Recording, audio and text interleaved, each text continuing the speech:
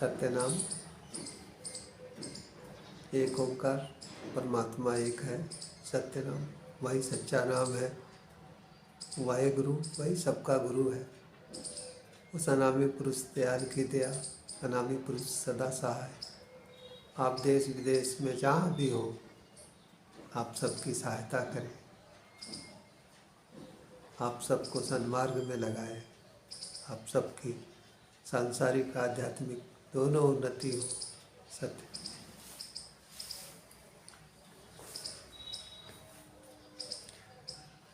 हम लोग गुरु महाराज कबीर साहब के भजन बूझो बूझो पंडित अमृतवाणी पे चर्चा कर रहे हैं। हमने एक भाग की चर्चा की है, अब अगले भाग की चर्चा करेंगे। गुरु महाराज कबीर साहब के इस भजन बूझो बूझो पंडित अमृतवाणी के बारे में कहा गया कि कबीरदास की उल्टी वाणी,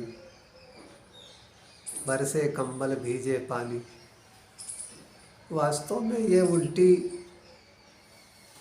वाणी इसलिए कहा गया, या तो समझ में नहीं आई या संसार से ठीक उल्टा ज्ञान है। ये कोई सांसारिक ज्ञान नहीं है, आध्यात्म की ओर ले जाने वाला ज्ञान है। और ये समझ में भी तब आएगा जब व्यक्ति के अंदर पिछले जन्मों के अच्छे संस्कार हों, उन संस्कारों के उदय होने का समय आ जाए और हृदय भक्ति रूपी जल में भीग जाए, तब ये वाणी जो है समझ में आएगी। तो हम आगे चर्चा करते हैं दूसरे भाग के बारे में।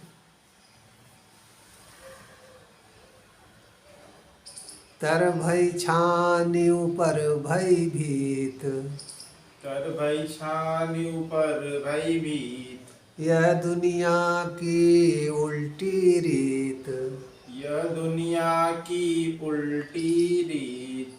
चिलवा के तट पर टेंगनी बियानी, चिलवा के तट पर चिलनी भी आनी। बुझो बुझो पंडित अमृत वाणी, बुझु बुझु पंडित अमृत वाणी। बुझो बुझो पंडित अमृत वाणी। बुझु बुझु पंडित अमृत वाणी। तो हमने पिछले सत्संग में बताया था आपसे कि यहाँ पर जो पंडित शब्द है वो समझदार सयाने विद्वान लोगों के लिए है, कि जो भी समझदार लोग हैं, विद्वान लोग हैं, वो इस अमृत वाणी को समझें, मृत्यु से परे ले जाने वाली वाणी को समझें। तो कह रहे हैं कि तर भई छानी ऊपर भई भीत। जब व्यक्ति भजन करता है, अब छानी नीचे हो यानी छत नीचे हो, ऊपर दीवार हो, ऐसा तो संसार में संभव नहीं है, लेकिन आध्यात्म में संभव है। कि तर भई छानी, नीचे परमात्मा का वरद हस्त मिला, भक्ति करने वालों को भगवान अपनी तरफ खींचते हैं। तो भक्ति जब इस अवस्था में पहुंच जाती है कि परमात्मा की कृपा होने लगती है, तो परमात्मा के धाम में उसके लिए जगह भी बनने लगती है। इसी को कह रहे हैं कि तन तर भई छानी ऊपर भई भीत।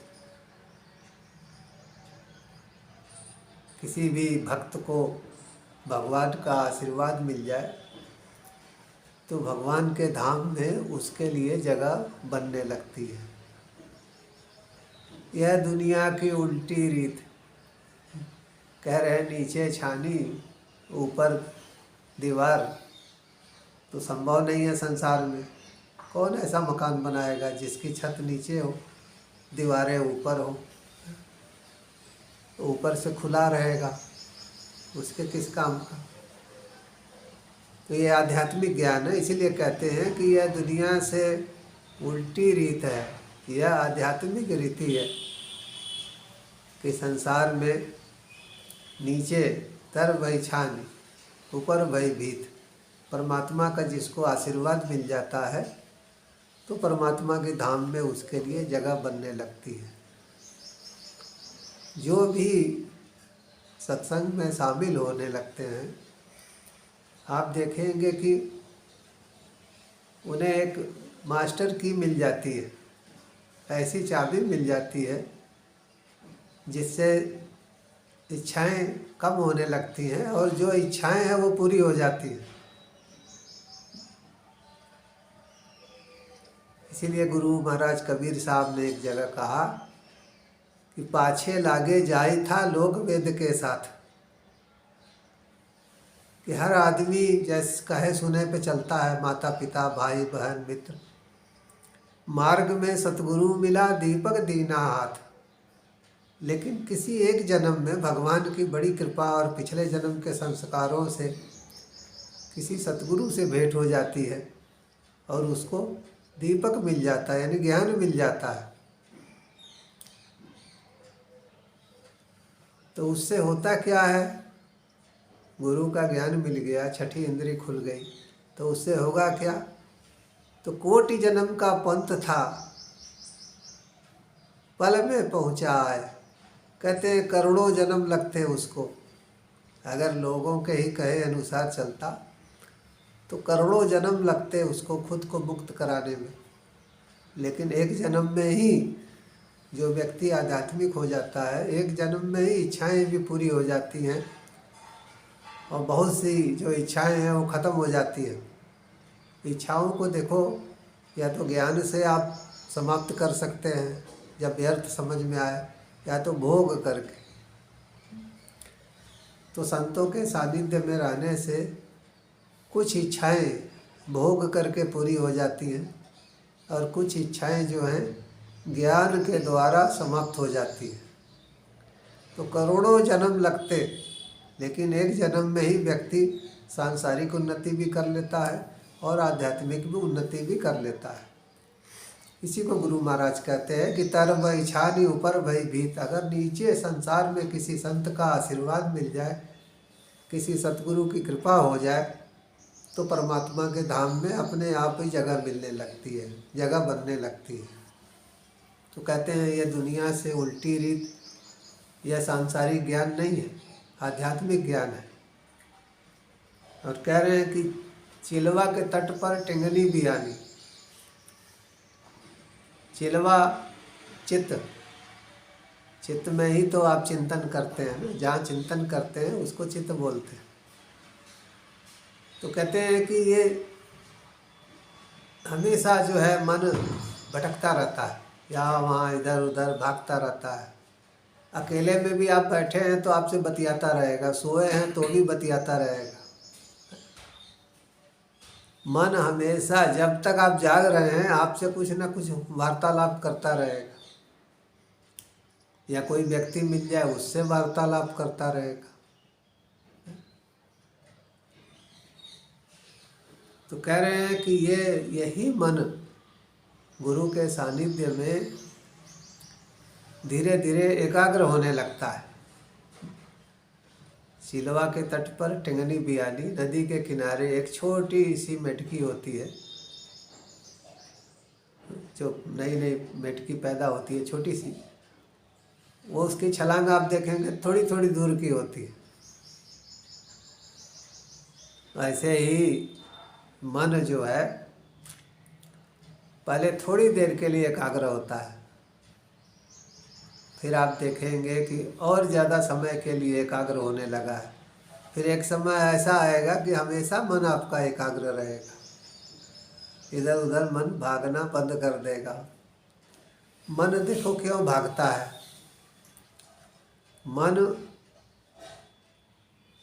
बहुत ज़्यादा इच्छाएं हैं तो भागेगा। मन के अंदर बहुत अज्ञानता है तो मन भागेगा। मन के अंदर बहुत भय है तो मन भागेगा। तो संतों की कृपा से अज्ञानता दूर होती है, इच्छाएं कम होती हैं और मन जो है धीरे धीरे एकाग्र होने लगता है। अब मन जब एकाग्र होता है तो फिर आगे क्या होता है, तो कहते हैं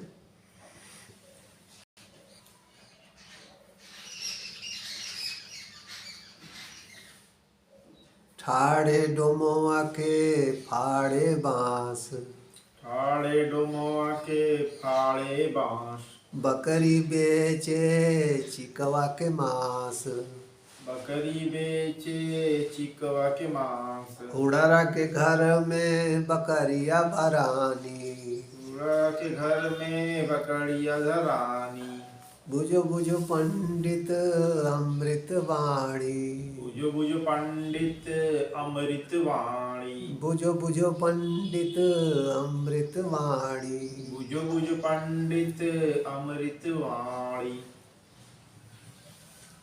ये इस पंक्तियों में जो ये पैराग्राफ है, भजन का यह भाग है, इसमें गुरु महाराज कबीर साहब समझाते हैं कि गुरु के सानिध्य में रहने से, भजन करने से किस तरह से आत्मा बलवान हो जाती है।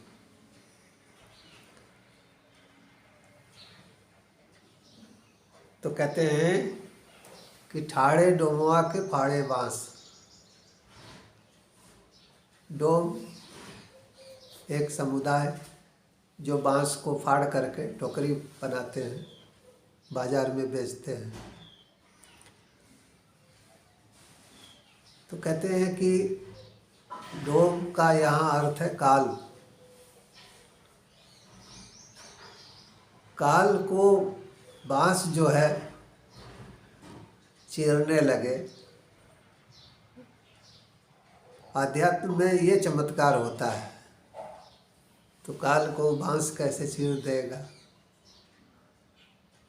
तो श्वास का भजन, यहाँ पे श्वास का भजन, बांस बोलते हैं श्वास को। हमारी श्वासें जो हैं आती हैं जाती हैं, तो इसको बांस बोलते हैं। तो इस पे जब कोई भी गुरु के बताए अनुसार अजपा जाप करता है तो धीरे धीरे धीरे धीरे एक ऐसी स्थिति में पहुंचने लगता है जब काल से परे होने लगता है, काल के घेरे से परे होने लगता है। आगे कहते हैं कि बकरी बेचे चिकवा के मांस। चिकवा कहते हैं कसाई को। कसाई बकरी काटता है और उसका फिर मांस बेचता है। तो कहते हैं कि आध्यात्म में तो ऐसा चमत्कार होता है कि बकरी जो है वो कसाई को काट के मांस बेचने लगती है। तो कसाई का अर्थ है काल और बकरी क्या है, आत्मा। तो आत्मा भजन करते करते इतनी बलवान हो जाती है कि वो काल से बचने का उपाय बताने लगती है। संत महात्मा पहले खुद काल से परे जाते हैं और उसके बाद फिर परे जाने का उपाय बताते हैं। तो काल कसाई है, उसी को यहाँ पे कहा गया चिकवा। और बकरी दुर्बल आत्मा, अज्ञानी जीव, जिसको ज्ञान नहीं है, जिसके अंदर भय है, बहुत सी इच्छाएं हैं, तो उसे बकरी की संज्ञा। लेकिन वही जीव, भयभीत जीव, अज्ञानी जीव जब संतों की शरण में जाता है और उसको सेल्फ रियलाइजेशन हो जाता है, आत्मदर्शन हो जाता है, तो वही महात्मा हो जाता है। और एक समय ऐसा भी आता है जब वो अभ्यास में लगा रहता है तो महात्मा से परमात्मा हो जाता है।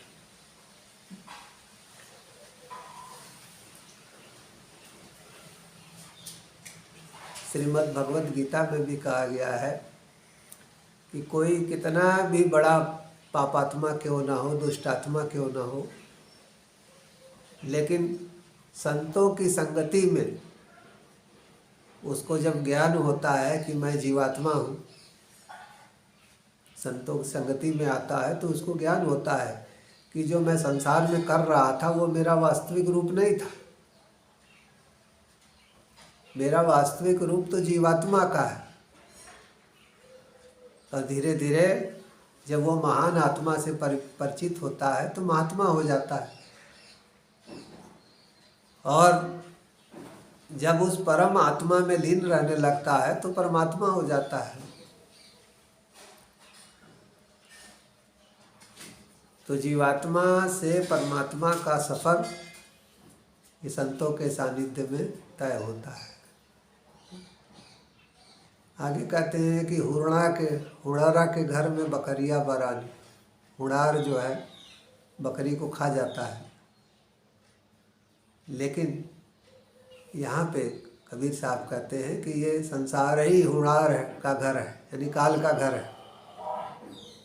और काल के घर में भजन के अभ्यास से एक ऐसी स्थिति आती है कि जब आत्मा जो है काल से परे हो जाती है और इसी संसार में बिना किसी भय के और बिना किसी द्वंद्व के विचरण करती है।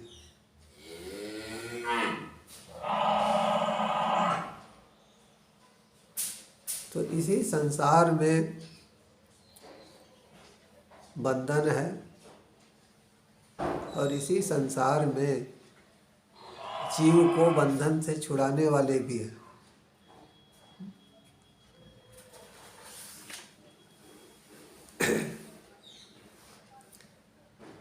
आने वाले समय में आध्यात्म का महत्व जो है और बढ़ेगा कि आने वाले 5 सालों में परेशानियां बढ़ेंगी। आप देखिए, 5 तत्व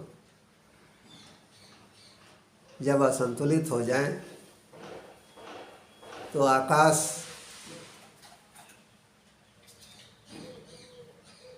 अपनी समस्या पैदा करता है, वायु अपनी समस्या पैदा करती है,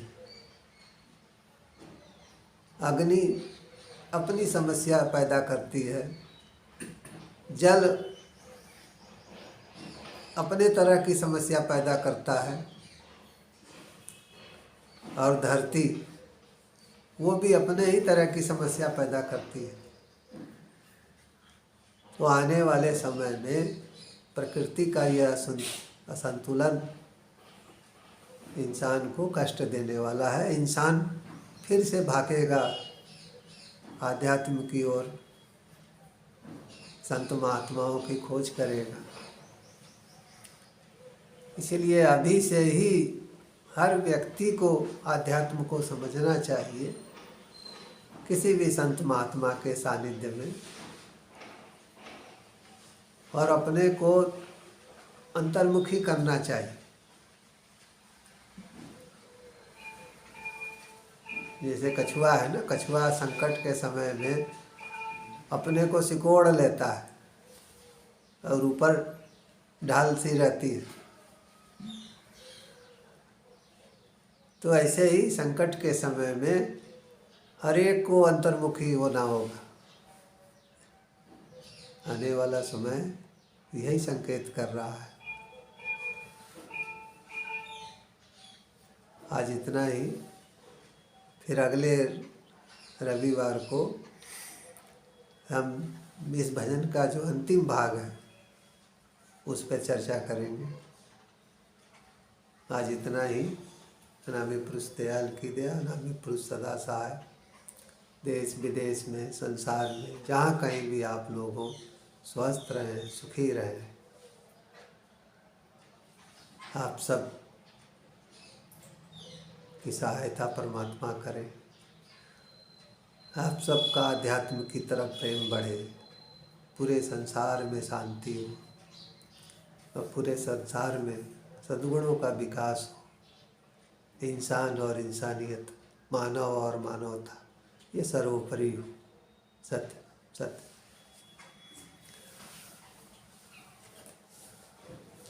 ब्रह्मानंदम ब्रह्मानंदम परम सुखदम परम सुखदम केवलम ज्ञानमूर्तिम केवलम ज्ञानमूर्तिम द्वंद्वातीतम द्वंद्वातीतम गगन सदृशम गगन सदृशम तत्वमस्यादिलक्षणम तत्त्वमस्यादिलक्षणम एकम नित्यम एकम नित्यम विमलमचलम विमलमचलम सर्वदी साक्षीभूतम सर्वदी साक्षीभूतम भावातीतम भावातीतम त्रिगुणरहितम त्रिगुणरहितम सद्गुरु त्वं नमामि सद्गुरु त्वं नमामि सद्गुरु त्वं नमामि सद्गुरु त्वं नमामि मानुष भजले गुरु चरणम मानुष भजले गुरु चरणम दुस्तर भव सागर तरणम दुस्तर भव सागर तरणम मानुष भजले गुरु चरणम मानुष भजले गुरु चरणम भव बाधा भव बंधन हरणम